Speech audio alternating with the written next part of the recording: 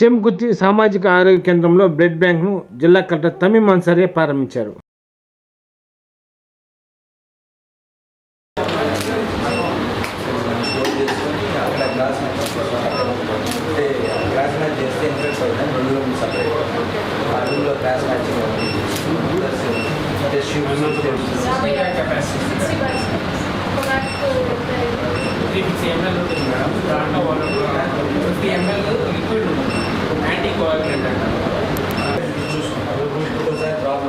Compatibility ఉందా లేదా అంటే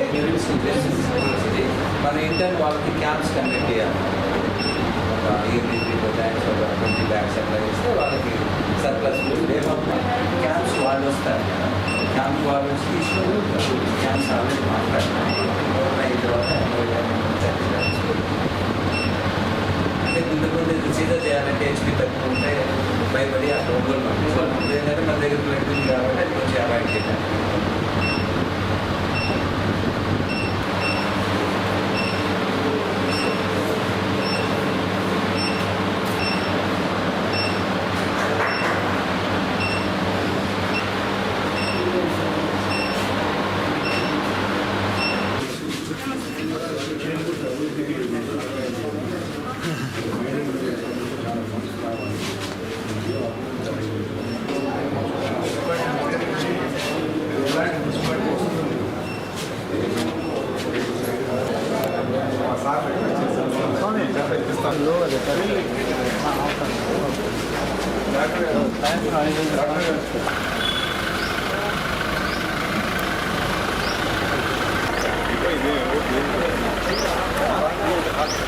పక్కన ఒకటే ఉంది.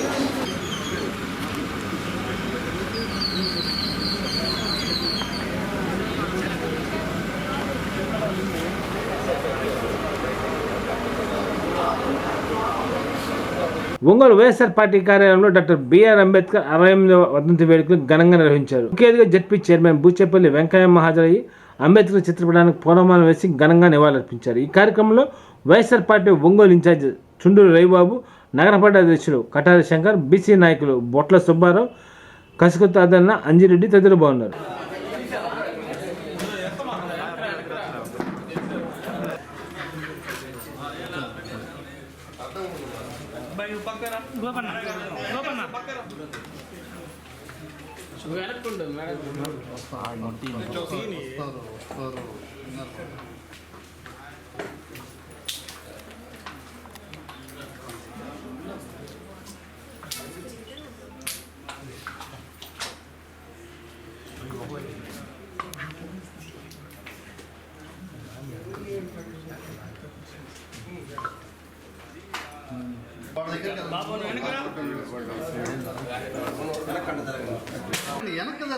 వెనక్కి జరగండి చక్కగా అందరూ వస్తారు.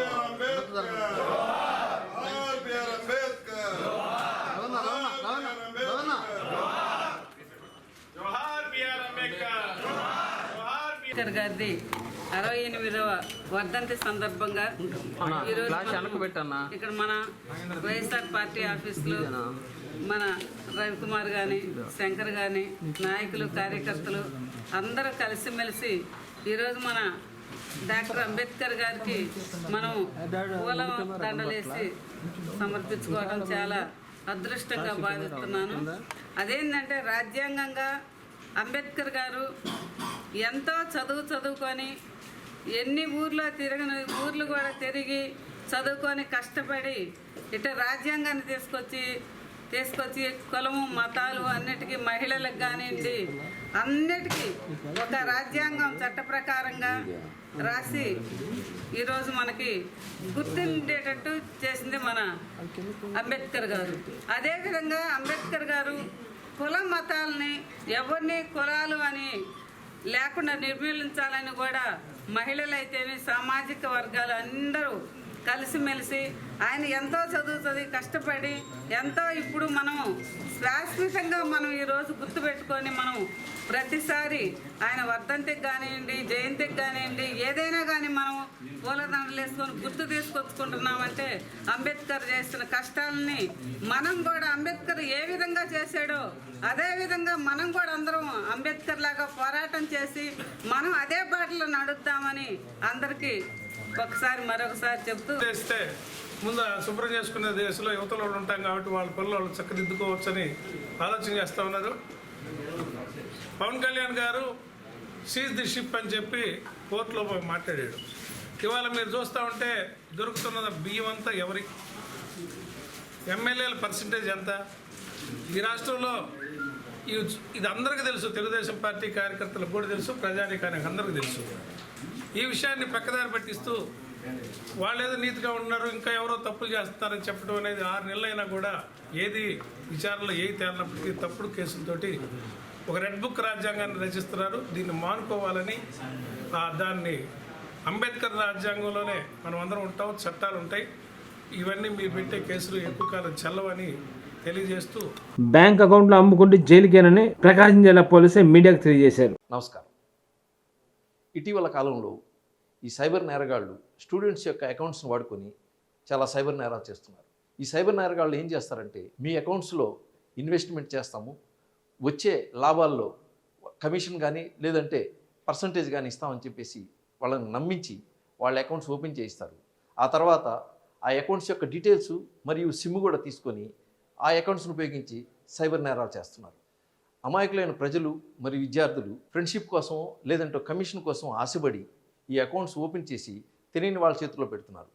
వీటిని మనం మ్యూల్ అకౌంట్స్ అని కూడా అంటాం. ఇటీవల ఒక కాలేజ్ స్టూడెంటు కమిషన్ కాసుపడి తన యొక్క అకౌంట్ని అమ్ముకోవడం జరిగింది. ఆ తర్వాత కొద్ది రోజులకి బెంగళూరు సైబర్ క్రైమ్ డిపార్ట్మెంట్ నుంచి అతనికి నోటీసులు రావడం జరిగింది.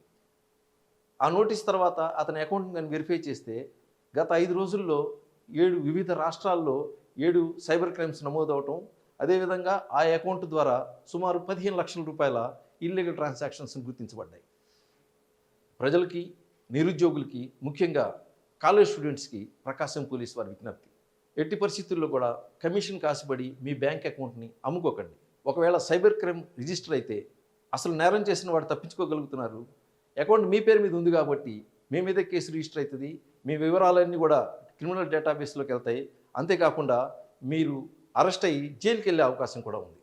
మరీ ముఖ్యంగా కాలేజ్ స్టూడెంట్స్ గమనించాల్సింది ఏంటంటే మీ మీదగా ఒకసారి కానీ క్రిమినల్ కేసు రిజిస్టర్ అయితే భవిష్యత్తులో ఉద్యోగాలు పొందే అవకాశాన్ని కూడా మీరు కోల్పోతారు. బ్యాంక్ అకౌంట్స్ అమ్ముకోకండి, సైబర్ నేరాలు ఇరుక్కోకండి. ప్రజాసేవలో ప్రకాశం పోలీస్. నమస్కారం. మాజీ మంత్రివర్యులు బాలినేని శ్రీనివాసరెడ్డి నాయకత్వంలో జిల్లాలో జనసేన పార్టీ బలోపేతం కృషి చేస్తానని బీసీ నాయకులు గోలి తిరుపతిరావు ఉన్నారు. ఆయన నివాసంలో ఏర్పాటు చేస్తున్న మీడియా సమావేశంలో పాల్గొని మాట్లాడారు. ఈ కార్యక్రమంలో జనసేన పార్టీ నాయకులు గొర్రెపాటి శ్రీనివాసరావు, జడా బాల నాగేంద్రం, కార్పొరేటర్ ములగారు రమేష్ తదితరులు బాగున్నారు.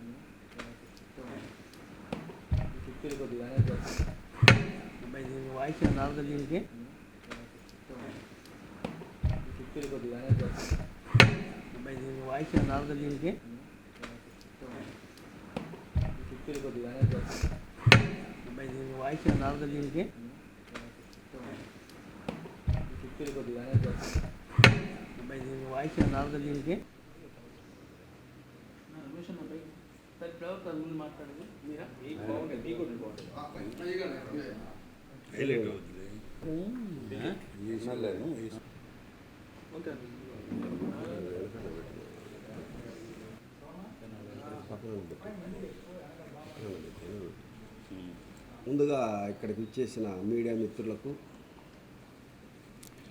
జనసేన నాయకులకు, కార్యకర్తలకు అందరికీ నా నమస్కారాలు. మీరు అన్నది కరెక్టే.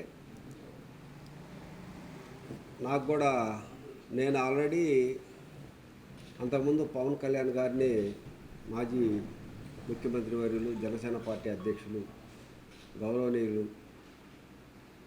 పవన్ కళ్యాణ్ గారిని మా బాలినేని శ్రీనివాసరెడ్డి, మాజీ మంత్రివర్యులు బాలినేని శ్రీనివాసరెడ్డి గారు జనసేన పార్టీలో చేరేటప్పుడు వారితో పాటు నేను కూడా వెళ్ళి ఆ రోజే యాక్చువల్గా మేము కూడా చేరాల్సింది. ఆ, ఇక్కడ మొత్తం భారీ ఎత్తున సభ పెట్టి ఆ సభ ద్వారా జనసేనలో ఒక పార్టీలో కార్యకర్తలు చేర్చే విధంగా అనే విధంగా చెప్పటం. అప్పుడు సరే ఇక్కడ జిల్లా బీసీసీఎల్ అధ్యక్షుడిగా ఇక్కడ చేరదామని మేము అనుకున్నాము. అయితే నేను అక్కడి నుంచి ఆ పార్టీకి వైఎస్ఆర్ కాంగ్రెస్ పార్టీకి దూరంగా ఉంటూ జనసేన చేసే కార్యక్రమాల్లో చేరిన దాకా మనం ఆ కార్యక్రమాల్లో పాల్గొందామని మన అన్న జడా బాలనాగేంద్ర అన్న ఒక కార్యక్రమం పెట్టాడు. ఆ కార్యక్రమానికి కూడా నేను కూడా అన్నగారు ఆహ్వానిస్తే అది కార్యక్రమానికి నిత్య భోజనాలు పెట్టే కార్యక్రమానికి కూడా నేను హాజరయ్యాను. అంటే పవన్ కళ్యాణ్ గారి యొక్క ఆశయ సాధనకు, ఆయన యొక్క మంచితనానికి జనసేన పార్టీ బలోపేతం చేసే విధంగా బీసీలకి కులాలకి బీసీ యొక్క ఎంతోమందికి ఉపయోగపడే ఒక మంచి భావాలున్న నాయకుడిగా జనసేన అధ్యక్షుడు ఉన్నారు. కాబట్టి నేను కూడా వారితోటి కలిసి ప్రయాణించి పార్టీ బలోపేతానికి నా వంతు కృషిగా నేను చేసే విధంగా నేను జనసేన పార్టీలోకి చేరాలని నిర్ణయించుకొని మొన్న అదే అంటే ఇప్పుడు నిన్న వైసీపీ పార్టీలో నుంచి కూడా ఏదో చెప్పారు, వాయిస్ వచ్చింది. కానీ బట్ నేను ఇన్నాళ్ళు 3 సంవత్సరాలు కష్టపడ్డాము నాకు జిల్లా బీసీసీఎల్ అధ్యక్షుడు ఇచ్చి. అందుకని వాసన దగ్గరికి వెళ్ళి నేను పార్టీకి రిజైన్ చేసి తర్వాత జనసేన పార్టీ కండువా వాసన సమక్షంలో చేరటం జరిగింది. ఇక నుంచి ఏ కార్యక్రమం సరే నేను మా జనసేన నాయకులతో కలిసి అన్ని కార్యక్రమాల్లో పాల్గొని జనసేన పార్టీ అభివృద్ధి కోసం నా ఛాయశక్తులా నేను కష్టపడతాను. రాబోయే కాలంలో అధినేత పవన్ కళ్యాణ్ గారి యొక్క ఆయన ఏదైతే ఆయన బాటలో మన నాయకులందరూ ఎలా నడుస్తున్నారో నేను కూడా అలాగనే నడిచి మంచి పేరు తెచ్చుకుంటానని పత్రికాముఖంగా తెలియజేస్తూ అందరికీ నమస్కారాలు తెలియజేస్తున్నాను. మీరు పార్టీని వేయడం వల్ల వైసీపీకి నష్టమేమి లేదని చెప్పి ఈరోజు కొంతమంది పార్టీ ఆఫీసులో కూడా మాట్లాడుతున్నారు. వరకు మీరు వైసీపీలో పనిచేశారు కదా. బీసీలో ఆయనే కాదు ఇంకా చాలా మంది నాయకులు ఉన్నారు. ఆయనకు పోయినందువల్ల నష్టమే లేదు. ఎవరో ఎవరు ఏం పోయినా ఎవరికి నష్టం అనేది పార్టీ అనేది అనుకోవటం ఇది ఎవరికి ఉండేది వాళ్ళకు ఉంటుంది. ఇప్పుడు అట్లనుకుంటే బీసీల్లో ఎన్నాళ్ళు కష్టపడి పనిచేసాము. సామాజిక న్యాయం అన్నారు. ఏ సామాజిక న్యాయం జరిగిందనేది వైఎస్ఆర్ కాంగ్రెస్ పార్టీలో అందరికీ తెలుసు. ఎవరికే సామాజిక న్యాయం అంటారు కానీ సామాజిక న్యాయం జరిగింది అనేది ఏం లేదు. కూటమి ప్రభుత్వంలో సామాజిక న్యాయం అనేది బ్రహ్మాండంగా జరుగుతుంది. పవన్ కళ్యాణ్ గారు ఇటీవల మా అయ్యంకుడు జనసేన పార్టీ మంగళగిరి నియోజకవర్గం ఇన్ఛార్జి చెల్లపల్లి శ్రీనివాస్ గారికి ఏపీఐ మెడికల్ చైర్మన్ ఇచ్చారు. స్టేట్ కార్పొరేషన్ చైర్మన్ ఇచ్చారు. సామాజిక న్యాయం అంటే అది అలా ఉండాలి. అంతేగాని బీసీలకి న్యాయం జరిగి బీసీలకి ఒక పదవి ఇచ్చి అట్నే వాళ్ళని కూర్చోబెట్టి బీసీలు అంటే మా ఎన్నుముక, బీసీలు అంటే లేనిది పార్టీ లేదు అని ఎలా చెప్పి బీసీలు మోసం చేసే విధంగా చేస్తూ ఉంటే అది ఎట్లా ఇదైంది? సామాజిక న్యాయం అంటే సామాజిక న్యాయం అందరూ జరిగేటట్టు సామాజిక న్యాయం ఉండాలి. ఓటు బ్యాంకు రాజకీయంగానే బీసీలు వాడుకొని వదిలేసేస్తే అది అనేది కరెక్ట్ కాదు. ఏదైనా కానీ ఫస్ట్ నుంచి మా వాసన్న బాలినేని శ్రీనివాసరెడ్డి గారితో మేము ప్రయాణం చేస్తున్నాము. ఇప్పుడు ఆయన ఏ పార్టీలో ఉంటే మేము ఆ పార్టీలోనే ఉన్నాం. ఆయన జనసేన అధ్యక్షుడు గౌరవ మాజీ జనసేన అధ్యక్షుడు డిప్యూటీ ముఖ్యమంత్రి గారైన పవన్ కళ్యాణ్ గారు వెంట వారు నడుస్తున్నారు. వారి బాటలోనే మేము నడిచి ప్రకాశం జిల్లాలో జనసేన అభివృద్ధి కోసం మా శాయశక్తిలో పనిచేస్తారని సందర్భంగా తెలియజేస్తూ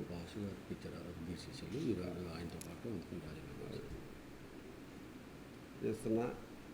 నాకు కూడా గతంలో నాకు ఆ బీసీసీఎల్ అధ్యక్ష పదవి కూడా బాలినేని శ్రీనివాసరెడ్డి గారు రికమెండ్ చేయబట్టి నేను కష్టపడతాను. బీసీఎల్లో ఒక మంచి కుల సంఘాల్లో పనిచేశాడు. నేను ఆర్ కృష్ణయ్య గారితో కుల సంఘాల్లో పనిచేశాను.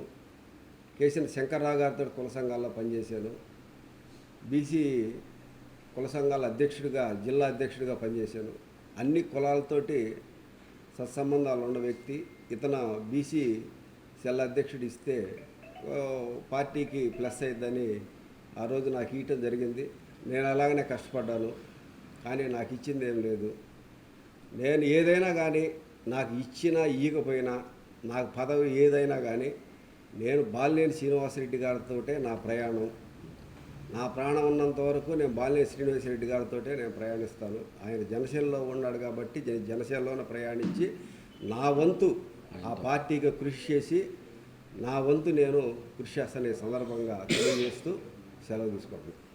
జై బాలినేని, జై జనసేన, జై పవన్ కళ్యాణ్.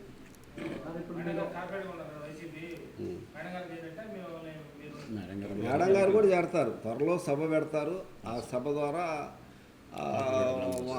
వాళ్ళు కూడా చేరుతారు. ఇప్పుడు నేను చేరితే మా భార్య చేరకుండా ఉండదు. మా భార్య కూడా చేరిద్ది.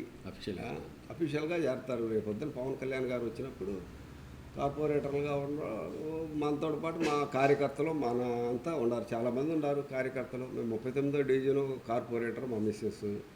ఆ కార్యక్రమాలు అవన్నీ మనం చూస్తుంటాము.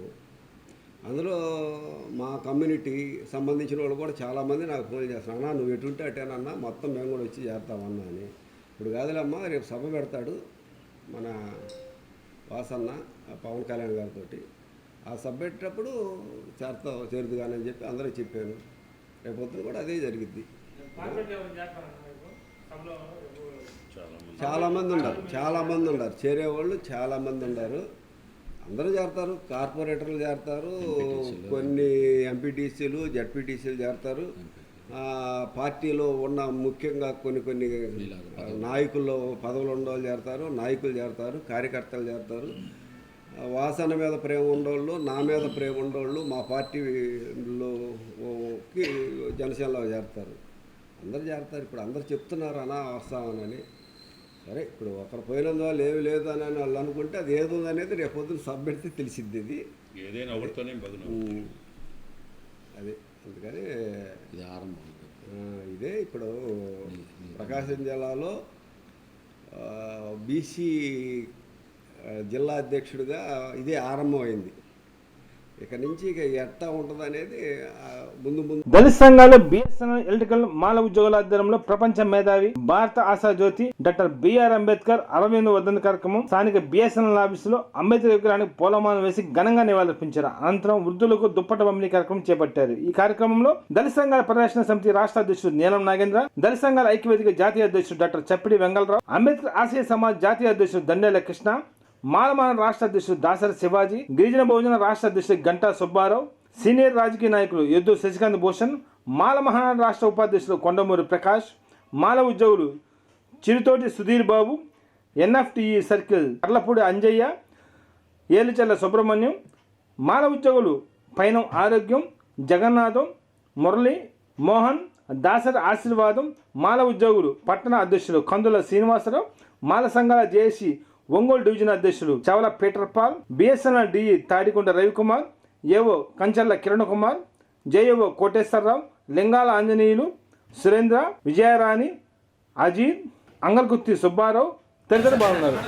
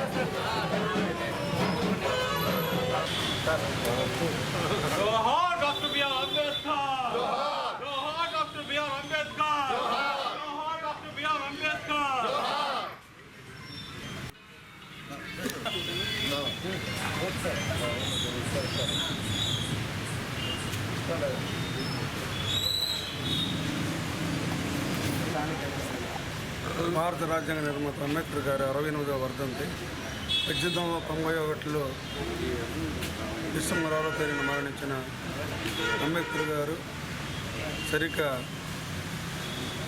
1956 డిసెంబర్ 6న మరణించారు. అంటే 65 సంవత్సరాలు ఆయన జీవితకాలం. ఈ జీవితకాలంలో అంటరానితనం, పేదరికంతో పాటు కుల వివక్షని, అదేవిధంగా ఆనాటి రాజకీయ వివక్షను ఎదుర్కొన్నారు. ప్రపంచ దేశాలన్నీ అధ్యయనం చేసి భారత రాజ్యాంగాన్ని 2 సంవత్సరాల 11 నెలల 18 రోజుల్లో అప్పటి క్యాబినెట్కి అందించారు. అదే అంబేద్కర్ ఇటీవల జరిగిన నవంబర్ 26 జరిగిన అంబేద్కర్ రాజ్యాంగ ఆమోద దినోత్సవం. అది సరిగ్గా 2 నెలల తర్వాత జనవరి 26న అమల్లోకి వచ్చింది. దాన్నే మనం రిపబ్లిక్ డే అని అర్థం కాకుండా, అంబేద్కర్ పేరు లేకుండా దాన్ని రిపబ్లిక్ డే అని, తెలుగులో రిపబ్లిక్ డే అని గణతంత్ర దినోత్సవం జరిపారు. ఎందుకంటే దళిత ఉద్యమకారులు డిమాండ్ రోడ్డు మీదకి రానంత కాలం కనీసం అంబేద్కర్ రాజ్యాంగం అమలయ్యే పార్లమెంట్లో కూడా అంబేద్కర్ చిత్రపటం లేదు. కాంగ్రెస్ పార్టీ హయాంలో యూపీ సింగ్ గవర్నమెంట్లోనే ఆయనకి భారతరత్న అవార్డు ఇవ్వటం కానీ, పార్లమెంటు ముందు, ఢిల్లీలో పార్లమెంటు ముందు ఆయన విగ్రహం పెట్టడం కానీ జరిగింది. ఎందుకంటే అంబేద్కర్ గారు చెప్పినట్టు రాజ్యాధికారానికి రాని జాతి అంతరించిపోతుందని చెప్పారు. కానీ రాజ్యాంగంలో అంబేద్కర్ పొందుపరిచిన రిజర్వేషన్ కానివ్వండి, చట్టాలు కానివ్వండి, సంక్షేమ పథకాలు కానివ్వండి అమలు చేయటం లేదు. ఎస్సీ రిజర్వేషన్లు అమల్లో ఉన్నా కానీ వీటిని అమలు చేయడం లేదు. బ్యాక్లాగ్ పోస్టులు వేలాదిగా లక్షలాదిగా మిగిలిపోతున్నాయి ఏ ప్రభుత్వాలు కూడా. కానీ ఈడబ్ల్యూఎస్ ఎకనామికల్లీ వీకర్ సెక్షన్ పేరుతోటి ఎటువంటి కులగణన జరగకుండా, పేదలు ఎవరు నిర్వచించకుండా అన్ని కులాల్లో వాళ్ళకి పేదలకు ఈడబ్ల్యూఎస్ రిజర్వేషన్ అమలు చేస్తున్నారు. SC ST seat engineering seat వచ్చినోడి కంటే వీడికి రావడం లేదు. వీడికంటే తక్కువ వచ్చినోడికి ఈడబ్ల్యూఎస్లో ఎంబీబీఎస్ ఇంజనీరింగ్ సీట్లు ఉద్యోగాలు వస్తున్నాయి. అంటే మోడీ ప్రభుత్వం ఏ విధంగా రిజర్వేషన్ నీరుగా వచ్చి అర్థమవుతుంది. అదేవిధంగా ఇక్కడ రిజర్వేషన్లు మనకి 2% కూడా అమలు కావు. గ్రూప్ 1లో కానీ గ్రూప్ 1 ఉద్యోగాలు జరగవు. కానీ ఇక్కడ మాత్రం రిజర్వేషన్ని చూపిస్తామని చెప్పి సుప్రీంకోర్టు మోడీ స్పాన్సర్లో తీర్పిచ్చింది. దీన్ని మనం అందరూ కూడా వ్యతిరేకించాలి. ఎందుకంటే రిజర్వేషన్లు చీల్చుకుంటా పోతే దీని ప్రయోజనం ఏంటి? పునర్రిజర్వేషన్లు అమలు చేయటం లేదు. కాబట్టి జనాభా గణన జరపాలి, రిజర్వేషన్లు జనాభా ప్రకారం రిజర్వేషన్లు పెంచి అమలు చేయాలి అని చెప్పి, అదే అంబేద్కర్కి ఇచ్చి ఈ ప్రభుత్వాలు ఇవ్వాలి అని చెప్పి కావాలని కోరుకుంటున్నాను. ఈరోజు 68వ అంబేద్కర్ గారి వర్ధంతి సభను మనం ఏర్పాటు చేసుకోవడం అనేది చాలా సంతోషంగా ఉంది. ఇక్కడ ఎంప్లాయీస్, బిఎస్ఎన్ఎల్, అలాగే ఎలక్ట్రిసిటీ బోర్డు అందరం కలిసి ఇక్కడ ఒక కార్యక్రమాన్ని చప్పటి వెంకట గారు, అదే నాగేంద్ర గారు, పెద్దలందరూ ఇక్కడ కూడి ఇంత కన్నుల పండుగగా వైభవంగా జరుపుకున్నారంటే అది ఎంత మనకి బాధ్యత మనకు గుర్తు చేస్తుంది. నిజంగా చాలా ఈరోజు ఆనందించాల్సిన విషయం. ముఖ్యంగా రిజర్వేషన్ విషయంలో ఏదైతే బాబాసాహెబ్ అంబేద్కర్ గారు ఇచ్చినటువంటి ఆ ఫలాలను మనం తిననీయకుండా దాన్ని వాళ్ళు ప్రతి విషయంలో కూడా దాన్ని ఎట్లా పక్కన పెడదాము, ఎట్లాగా వీళ్ళని దూరం చేద్దాం, కొన్ని వేల సంవత్సరాల నుంచి మగ్గిపోయి దళితులను హీనంగా చూసినటువంటి చరిత్రను పక్కన పెట్టి వారు ఒక 70 సంవత్సరాల నుంచి ఏదో మిడుకుమంటూ కొద్దిపాటి వెలుతురులోకి వస్తున్నటువంటి దళితులను ఐక్యంగా లేకుండా ఈ కృష్ణ మాదిగా వారి ఆధ్వర్యంలో మా ఇద్దరు అన్నదమ్ములుగా అలాగే ఎంతో సంతోషంగా ఉన్నటువంటి మమ్మల్ని వేరు చేసి ఇది రాజకీయ కుట్రగా జీవితాంతం వాళ్ళే పాలకులుగా ఉండి మనను పాలకులుగా కాకుండా, మనను పాలించే వాళ్ళగా కాకుండా మమ్మల్ని పరిపాలిస్తూ మమ్మల్ని హీనంగా చూస్తూ నీచమైనటువంటి బానిసలుగా, అలాగే అంటరాని వాళ్ళగా, ఇంకా మమ్మల్ని వెట్టి చాకరీ చేయించుకునే వాళ్ళగా మమ్మల్ని చూడాలని వాళ్ళు చేస్తున్నటువంటి ఎత్తుగడలో భాగంగా మాకు ఇచ్చినటువంటి చిరు ఆశ అంబేద్కర్ ఇచ్చినటువంటి రిజర్వేషన్ కావచ్చు, స్వేచ్ఛ సమానత్వం కావచ్చు, ఓటు హక్కు కావచ్చు, వాళ్ళందరూ కూడా హరిస్తూ వారు చేస్తున్న పెద్దదారి విధానాన్ని మేమందరం కూడా ఈ రోజు నుంచి వ్యతిరేకిస్తున్నాము. ముఖ్యంగా ఎంప్లాయీస్, ముఖ్యంగా అలాగే దళిత నాయకులు మేమందరం కూడా మేము పిలుపునిచ్చేది అల్టిమేట్ గోల్ మనకి అంబేద్కర్కి ఇచ్చినటువంటి ఓటు హక్కు ద్వారా మనం ఏది చేసినా కూడా అల్టిమేట్ గోల్ ఏంటంటే మనకు కావాల్సింది ఆ అల్టిమేట్ గోల్ పొలిటికల్. మనము పాలించే వాళ్ళగా ఉండాలి, మనము వాళ్ళని పరిపాలించి మనము ఉద్యోగాలు వాళ్ళకి ఇవ్వాలి. అలాంటి స్థితికి మనం వెళ్ళాలంటే మనందరం కూడా ఐక్యం కావాలి. ఒక విధంగా మందకృష్ణ మాదిగ మనకు మంచిగా చేస్తున్నాడు. ఎందుకంటే మనందరం ఇంత ఐక్యంగా ఇప్పుడు లేము. మాలగా ప్రపంచంలో మాలలు అందరికంటే మన దేశంలో నాగరికత నేర్పింది మాలలు. ఏదైనా వర్షపాతం వస్తుంటే తనకు చెప్పింది కూడా మాలలే, జ్ఞానవంతులు మాలలే, అలాగే విద్యావంతులు మాలలే, అలాగే ఎడ్యుకేషన్గా డెవలప్ అయిన మాలలే, ఎంతో ఉన్నత స్థితిలో ఉన్నటువంటి మాలను ఐక్యంగా చేసినటువంటి మనందరం కూడా ఐక్యంగా ఉండి ఈ ఈ కార్యక్రమాన్ని ముందుకు తీసుకెళ్ళి మాల మహానాడు కావచ్చు, ప్రతి అన్ని ఉద్యమాలన్నీ కలిసి ఒక జేఏసీగా ఎంఆర్పీఎస్ ఒంగోలు నగర అధ్యక్షులు గుంటూరు ప్రభుదాస్ మాదిగ ఆధ్వర్యంలో డాక్టర్ బిఆర్ అంబేద్కర్ 67వ వర్ధంతి కార్యక్రమం ఘనంగా నిర్వహించారు. ఈ సందర్భంగా ఒంగోలు అంబేద్కర్ భవన్ నందు మాదిగ యువతచే భారీ రక్తదాన శిబిరాన్ని నిర్వహించారు. ఈ రక్తదాన శిబిరాన్ని RIMS superintendent doctor T Jamuna, SC corporation ED Arjun Naik, social welfare DD Lakshmi Naik ప్రారంభించారు. ఈ కార్యక్రమంలో ఎంఎఫ్ రాష్ట్ర అధ్యక్షులు డి భిక్షాలు, ఒంగోలు నియోజకవర్గ ఇన్ఛార్జ్ తిరువిధి బాబు మాదిగ, జిల్లా సీనియర్ నాయకులు ఎడ్లూరు రాజారావు మాదిగ, గద్దల రమేష్ మాదిగ, సుబ్బారావు, ఐదుబోగుల అజయ్ మాదిగ, శిఖాబని మాదిగ, రవికుమార్, పాలపతి పౌలు, బ్రహ్మయ్య, సందీప్ తదితరులు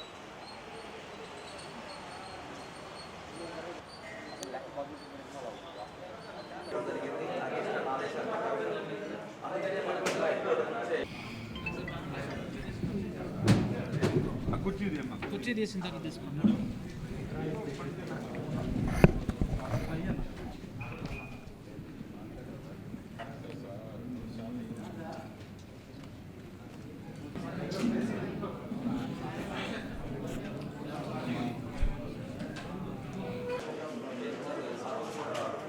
వచ్చాను.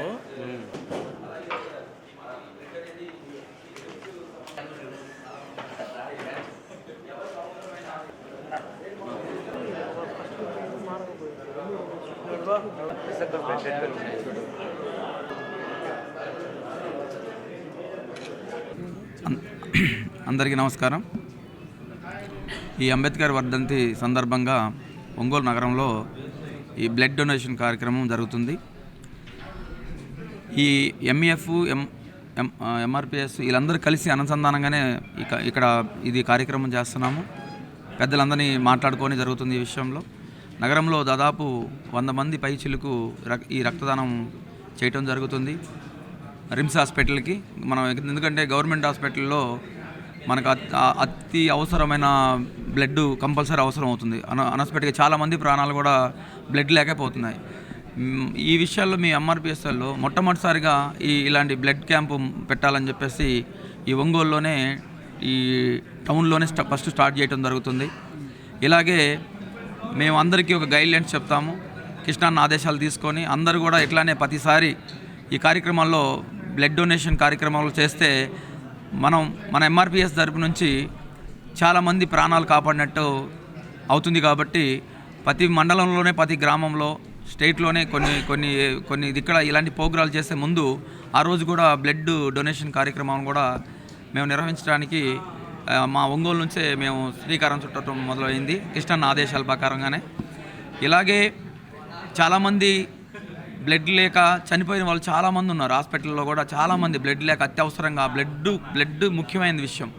మేము కూడా ఎన్నో ప్రోగ్రాలు చేసుకొని ఎంత వేస్ట్ చేసుకోవడం కంటే ఇలాంటి బ్లడ్ అనేది ఇస్తే 10 మందిని మనం బతికించిన వాళ్ళు అవుతాం.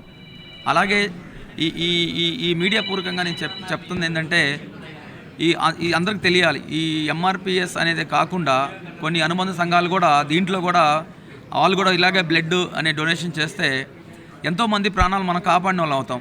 ఎందుకంటే ఈరోజు చాలా వరకు ప్రతి వాళ్ళు కూడా అపరాత్రి అవసరమైన బ్లడ్ లేక చనిపోయిన వాళ్ళు చాలామంది ఉన్నారు. ఇక్కడ నుంచి కూడా ఎవరు ఈ బ్లడ్ సంబంధించి లేక ఇలా ఇబ్బంది పడ్డారు అని రాకుండా ఈ ఒంగోలు నుంచే ఈ టౌన్ నుంచి మేము టౌన్ అధ్యక్షుడిగా నేను ఉన్నాను. తర్వాత నియోజకవర్గ ఇన్ఛార్జ్ త్రివిధుల బాబన్న, ఇక్కడ నుంచి కృష్ణన్న ఆదేశాలు మళ్ళీ కమిటీ కూడా మనం ఒకటి వేసుకోవడం జరిగింది. ఈ కమిటీ ప్రకారంగానే ఇక్కడ నుంచే శ్రీకారం చుట్టి రాష్ట్ర వ్యాప్తంగా ఇట్లానే కొన్ని కార్యక్రమాల్లో బ్లడ్ డొనేషన్ అనేది చేయడం అనేది జరుగుతుంది. ఈ విషయం గురించి మీడియా మిత్రులు కూడా ఈ విజువల్స్ కూడా అందరికీ అందేటట్టు చేయాలని కోరుకుంటున్నాను. నమస్కారం.